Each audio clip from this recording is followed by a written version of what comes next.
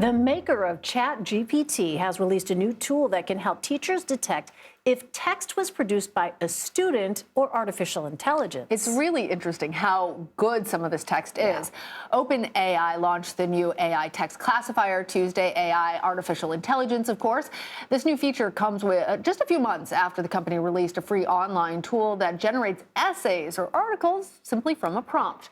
For more, we want to bring in Kyle Wiggers. He's a senior reporter at TechCrunch. Hey there, Kyle. So OpenAI cautions that this tool isn't foolproof.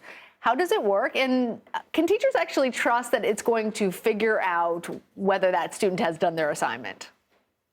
Yeah, sure. Thanks for having me on. The timing is interesting, as you've alluded to. Usage of ChatGPT has gone through the roof. It's a pretty viral tool at this point. Several school districts, including New York City Public Schools, have banned its use on school networks and devices for fear of students plagiarizing work, cheating on assignments.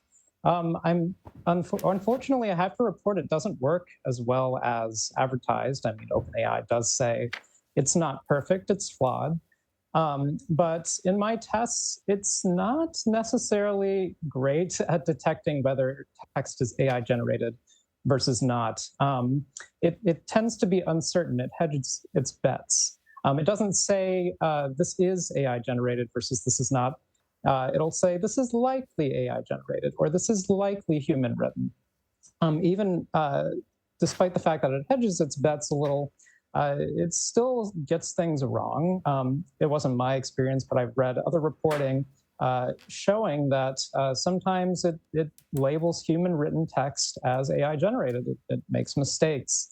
And that speaks to the nature of artificial intelligence. These systems are highly sophisticated. And even despite the fact that this classifier tool is on the cutting edge, it suffers from limitations. It's complicated stuff under the hood.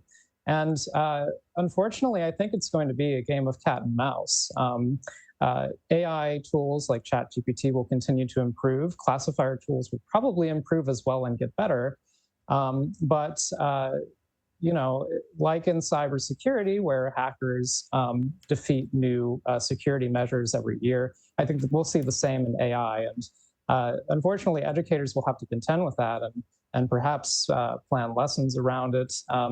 Banning tools like ChatGPT, I'm not sure if that's quite the right approach. We'll have to see if that's even possible once we reach the point where this text becomes perhaps indistinguishable from human written text, even to these classifier tools. Yeah, Kyle, on that point, so many schools have banned their students from using ChatGPT, but do you think eventually this will become the future and that blocking it sounds like you think it's not really the solution here?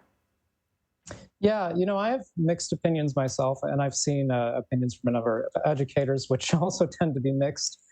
Some college professors have banned it from their classrooms and required students to write essays by hand as a measure to prevent them from using tools like this. Others are embracing the tool and building, again, lessons around it.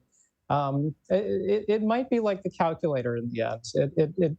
ChatGPT and tools like it in the future may prove to be more assistive than enabling cheating or plagiarism. I will say ChatGPT is certainly not perfect in itself.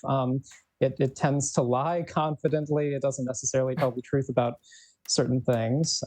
It doesn't cite its sources always. And sometimes it regurgitates information or text written by other people. It was trained on a lot of internet data, and sometimes that data makes its way into ChatGPT's answers.